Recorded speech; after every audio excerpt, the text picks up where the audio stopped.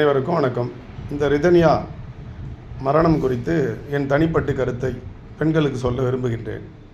வரதட்சணை கொடுமை செய்கிறார்கள் என்பது தற்கொலை செய்து கொள்வது மிகவும் கோழைத்தனமானது.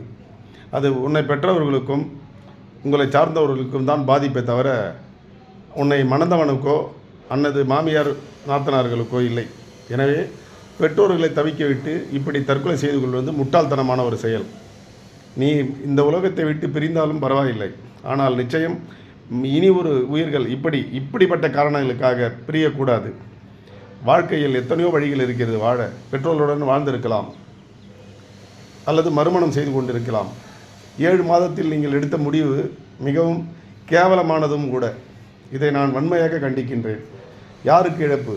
இன்றைக்கு தந்தை தாய் கண்ணீர் விட்டு அழுது கொண்டிருக்கிறார்களே. இந்த ஆத்மாவில் உன்னுடைய ஆத்மா இருக்கும் என்றால் நீ செய்து தவறை உணர்வாய். அந்த உணர்வும் பட்சத்தில் மற்றவர்களுக்கு இதை நீ உணர்த்த ஆண்டவனிடம் வேண்டிக்கொள். இது தவறான ஒரு முடிவு.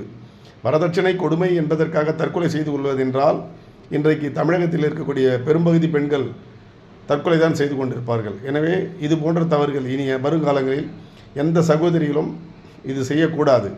இது தவறான ஒரு முன்னுதாரணம். இவர் அப்படி செய்தார், இப்படி செய்தார், அப்படி செய்தார் என்று அதே சமயத்தில் மனதில் வைத்துக்கொண்டு எதையும் வாழாதீர்கள். பெற்றவர்களிடம் சொல்லுங்கள், தீர்வு காணுங்கள்.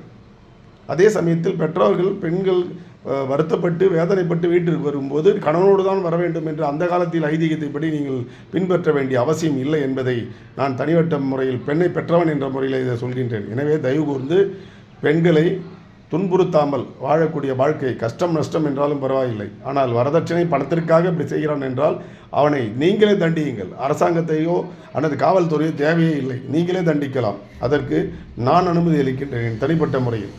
இப்படிப்பட்ட கைவர்கள் நிச்சயம் உலகத்தில் வாழ தகுதியற்றவர்கள். இவர்கள் சட்டத்திற்கு முன்னால் நிறுத்தினாலும் நிச்சயம் இவர்கள் வெளியே வந்து விடுவார்கள். எனவே பெண்கள் அனைவருக்கும், உடன் பிறந்த சகோதரிகள், என்னை நான் பெற்றெடுத்த பெண்கள் போன்ற வயது உள்ளவர்கள் அனைவரும் இந்த முடிவை, ரிதன்யா எடுத்த முடிவை தவறு என்று ஒற்றுக்கொண்டு வாழ கற்றுக்கொள்ளுங்கள். நன்றி, வணக்கம்.